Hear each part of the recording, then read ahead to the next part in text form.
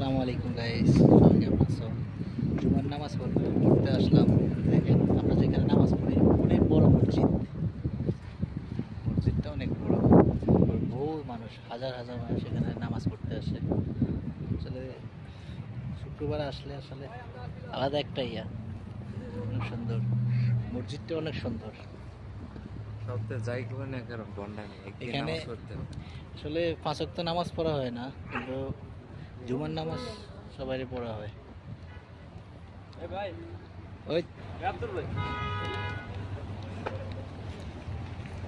কত মানুষ, গাড়ি আর গাড়ি।